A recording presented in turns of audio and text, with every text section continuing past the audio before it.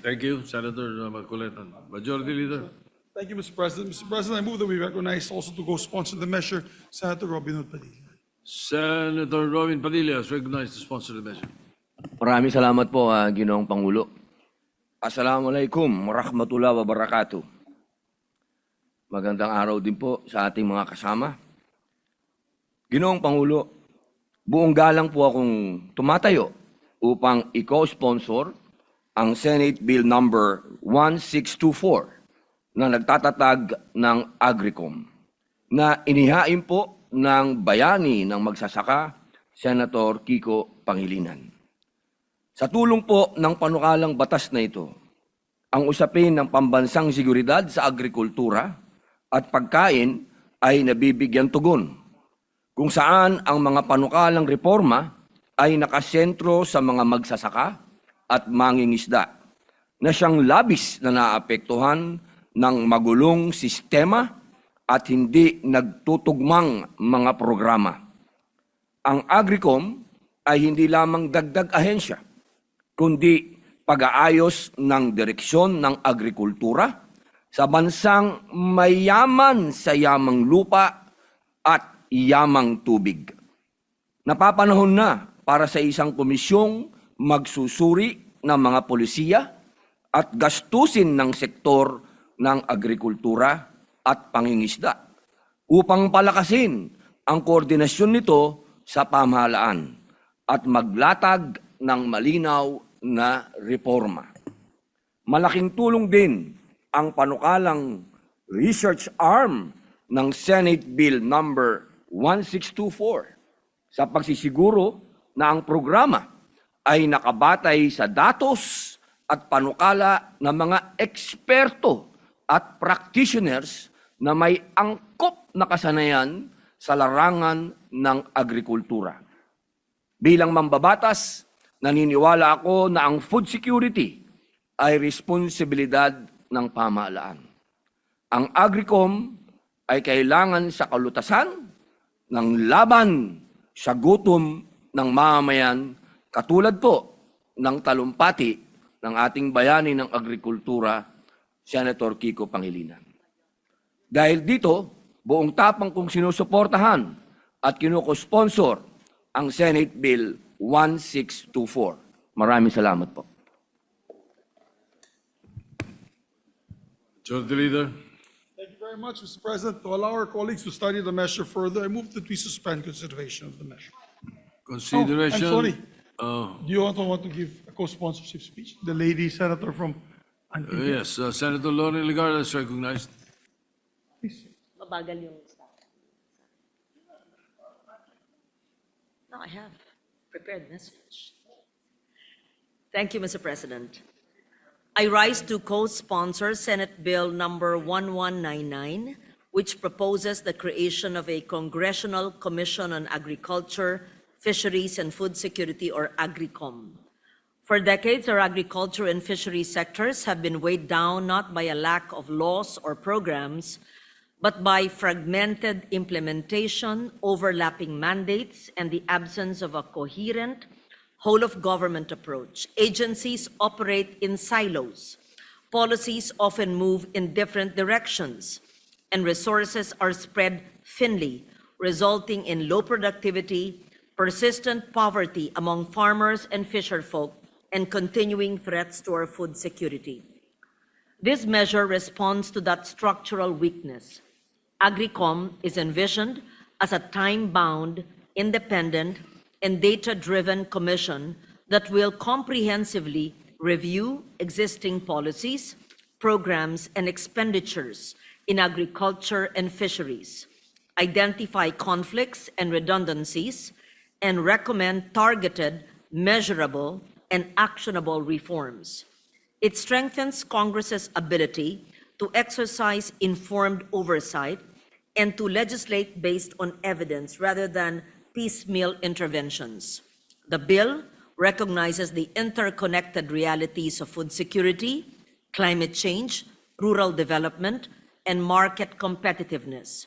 By promoting coordination among national agencies, local governments, private sector, cooperatives, academia, and civil society, Agricom provides a platform for integrated solutions that respond to conditions on the ground. At a time when climate risks, supply chain disruptions, and rising food costs place increasing pressure on both producers and consumers, this measure offers a strategic and forward-looking path towards a more resilient, productive, and inclusive agriculture sector. For these reasons, Mr. President, I am honored to co-sponsor with a sponsor, Senator Kiko Pangilinan, and urge our colleagues to support the said measure. Thank you. Thank you, Senator Ligarda. Majority Leader. Thank you very much, Mr. President. With that, Mr. President, move to suspend consideration of the measure to allow our colleagues to study. Hearing no objection, the consideration of the measure is suspended. Thank you, Mr. President. Mr. President, I move that we resume consideration on Senate Bill number 1509 under Committee Report number 13. This is the Philippine Geriatric Center. I so move, Mr. President. Any objection? Thank you. Hearing none, consideration of 1509 is in order. Mr. President, I move that we recognize the sponsor, Senator Risa Ontiveros, and to interpolate this distinguished colleague, Senator Jinggoy Ejercito Estrada. Senator Risa Ontiveros is recognized to sponsor and to interpellate Senator Jingo Estrada.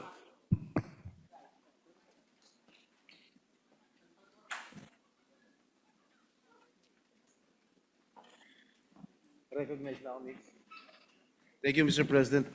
Will the beautiful lady yield to some few questions? Ang hirap sagutin nung tanong, Mr. President, dahil sa premise. Pero of course po, handang-handa po akong at welcome pong sumagot sa mga tanong ng good gentleman mula sa San Juan. Mr. Maraming President. salamat, Ginoong Pangulo. Has the Department of Health conducted needs assessment or epidemiological study showing that a standalone Philippine geriatric center is the most cost-effective intervention for elderly care, Mr. President?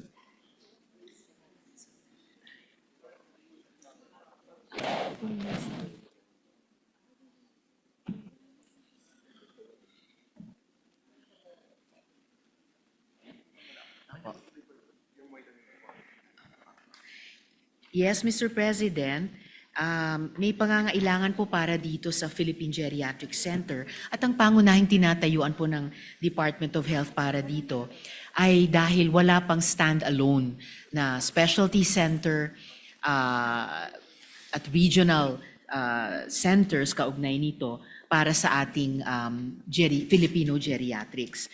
Ang pangangailangang nakikita po ng Department of Health ay dahil the Philippines is aging rapidly. Ngunit yung ating health system ay nananatiling hindi pa daw handa.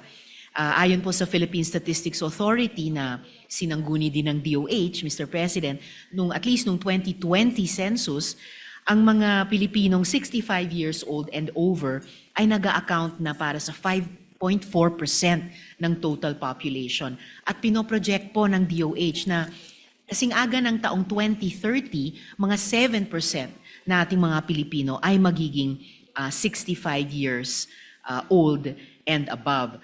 At sa ganung pong mga percentages, may obserbasyon din po ang Philippine Statistics Authority na ang ating bansa ay tatawid na daw po sa threshold at makaklasify na bilang aging population, Mr. President.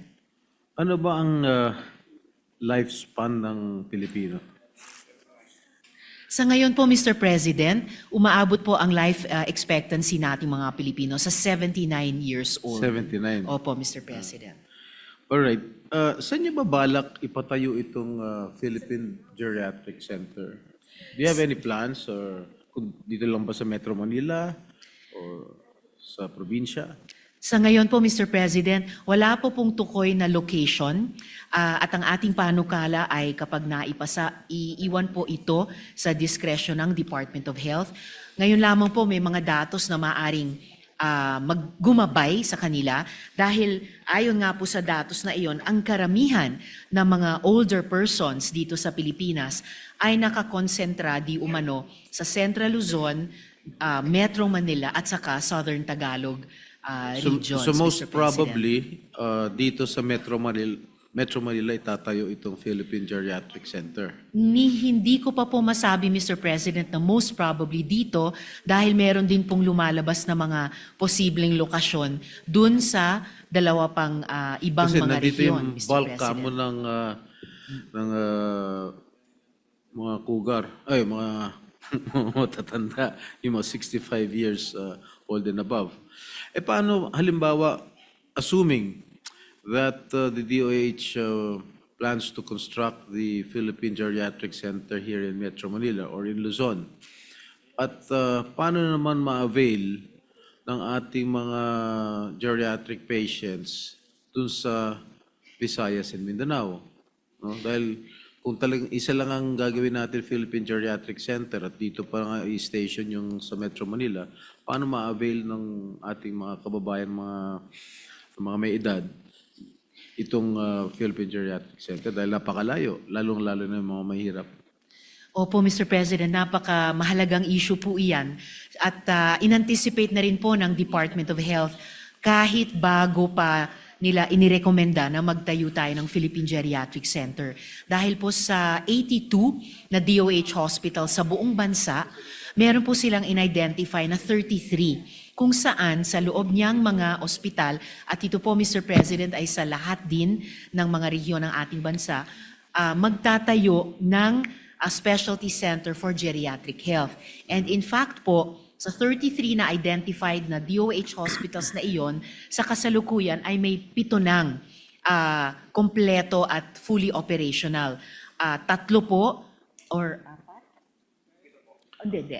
Sa 7 yun, 4 po ay nandito na, 3 po ay nasa Luzon, 3 pa ay nasa Visayas, at 1 ay nasa Mindanao, na mga kompleto at fully functioning na mga specialty centers for geriatric health sa mga DOH hospitals. At yung natitira pa dun sa 33 total na DOH hospitals na magkakaroon nitong mga centers for geriatric care sa loob nila ay balak makumpleto din at maging fully functioning na ng DOH sa taong 2028. At bukod pa po doon, Mr. President, mayroon pong mga 2,000 higit na mga primary care facilities na mayroong ding kapasidad mag-extend ng geriatric care services muli po sa buong bansa po natin, Mr. President. Ibig sabihin, bago pa maitayo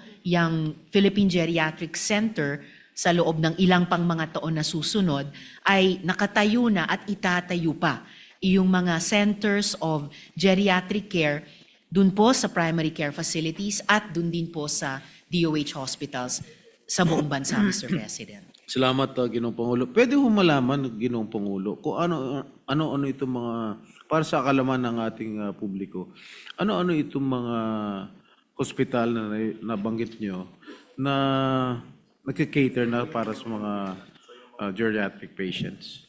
Yes, Mr. President. Sa ngayon po, yung 7 na kompleto na pong geriatric care specialty centers ay Jose R. Reyes Memorial Medical Center, na yun din po ang bahay sa ngayon ng National Center for Geriatric Health. Yung Tondo Medical Center, Manila. yung Quirino Memorial Medical Yung Center. Quirino Medical Center, ito yung dating labor hospital? Yes, Ito, Mr. President. Ito po yung dating labor hospital. So, 3 po sa Metro Manila. Yung isa po sa Kabuang Luzon ay yung Bataan General Hospital and Medical Center. At mayroon din po sa ang Batangas Medical Center. So 5 pala po sa Luzon. Yung una na nasa Visayas ay sa Eastern Visayas Medical Center, at yung where is this ito located po at? ay sa Saan sa Eastern Visayas? Yun po ay nasa Leyte, Mr. President. At yung pampito na kompleto na at fully functional ay sa Region 11 sa Davao, sa Southern Philippines Medical Center, Mr. President. So yung ating mga kababayan halimbawa sa Cebu, sa Bohol, kinakailangan pa nila pumunta ron sa Leyte para magpagamot dahil wala silang geriatric care sa kanilang mga accredited DOH hospitals. Am I right? Sa ngayon po, Mr. President, kapag kailangan na nila ng higher level, above primary care, secondary care level, halimbawa, then pupunta pa sila sa Leyte. Pero dun po sa kabuuan ng Visayas, gayon din sa kabuuan ng Mindanao at kabuuan ng Luzon, meron na nitong 2,704 primary care facilities as of November nitong taon na functional na. At least may geriatric care na dun sa primary care level, Mr. President. Thank you, Mr. President. Mr. President, I'm just curious. No? Why are you so passionate about this bill since you're not yet hindi ka pa sakop dito sa geriatric? Dahil tinanong ko kanina sa inyo kung ilang taon na kayo. Sabi niyo 59 lang kayo. Opo. But why are you so passionate about this bill? Well, siguro Mr. President, bagamat magiging senior pa lang ako sa susunod na taon at hindi pa nga awa ng Diyos, knock on wood, wala pang geriatric health concerns. Pero sino ba naman po sa atin ang walang lolo't lola, mami at daddy, at lahat po tayo ay sa bawat araw tumatanda, balang araw tatanda rin. At nakikita po natin, tayo bilang mga mambabatas, nakikita po natin kung paano nag-evolve yung ating kabuang populasyon. So, kaya po ako passionate dito, at mukhang hindi lamang ako dahil 13 po tayong mga miyembro nitong kapulungan na may akda nitong Philippine Geriatric Center bills, kabilang na po ang good gentleman mula sa San Juan, dahil gusto po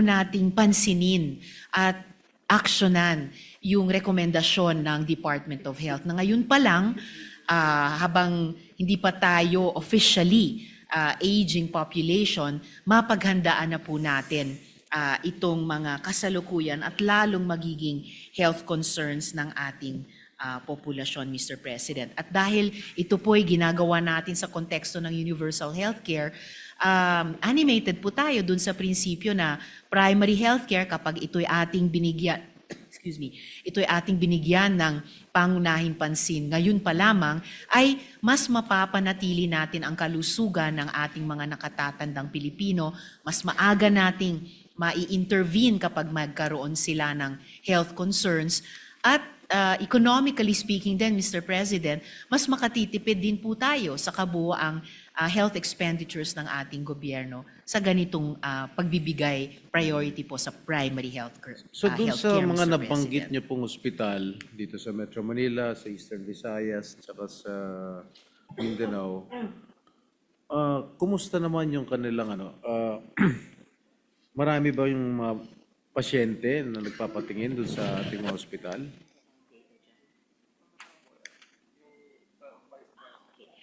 At the very least, Mr. President, kaya ko nang ibahagi sa good gentleman yung karanasan nung Jose R. Reyes Memorial Yung Medical occupancy Center. rate. Yung Yes, sir. occupancy rate lang. Ang occupancy rate po nila, yung admitted cases po nila, 2024, umabot po sa 2,994. Opo, marami-rami Sa din isang po. ospital lang to? Sa isang ospital lamang po ito, at sa isang ospital na very modest, 25-bed capacity po siya. At tuwing mag-exceed ng kanilang bed capacity ay nire-refer po yung mga pasyenteng iyon doon na po sa Jose R. Reyes. At nitong taon, at least hanggang Setyembre, umabot po sa 2,200 ang admitted cases dyan po sa National Center for Geriatric Health sa Jose R. Reyes. Meron din po silang outpatient services.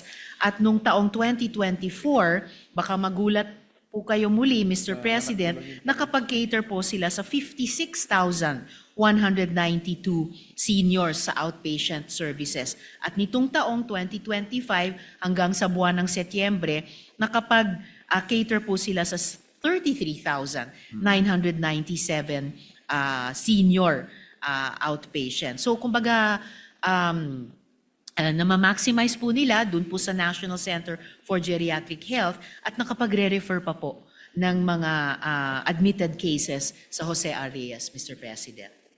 Curiously speaking, Mr. President, anong klaseng mga sakit itong mga nadaranasan itong ating mga senior citizen. Marami-rami po, Mr. President. Batay din po sa ulat ng Jose R. Reyes sa kanilang National Center for Geriatric Health, ito po yung mga trending burdens of disease para sa Number one, seniors. yung number one disease lang. Well, number one na binabanggit po nila, hypertension. At sumusunod po, osteoarthritis, diabetes and cardiovascular, malignancy or cancer, visual impairment, balance and gait disorder, cognitive impairment, hearing Ano impairment. yun, what was the last one? The last po, hearing impairment. Hearing. Okay. Opo. Bingi. Ano po? Nabibingi na po. Hindi, opo. Timing po na, itanong ng good gentleman mula sa San Juan kung ano po yung nasabi ko. Mga kandidato yata ako dun. Gayon din po yung sleep disorder, urinary incontinence, at dentition problem, Mr. President. So number one is hypertension. Number one pong binanggit, hypertension din That po, is Mr. only President. for one hospital. Just for Jose Arreyes po sa kanilang National Center for Geriatric Siguro Health. that follows sa ibang hospital, if I'm not mistaken. Posible po, Mr. President, at pwede ko pong i-check para maiulat po, Mr. President. Sa Meron ba tayong inalot na budget for geriatric care to last year, for 2025? Actually, Mr. President, at salamat sa tanong ng good gentleman, wala po tayong na appropriate, particularly for geriatric health nung nakaraang So, taon, Mr. wala ba President. tayong in-amend for next year's budget?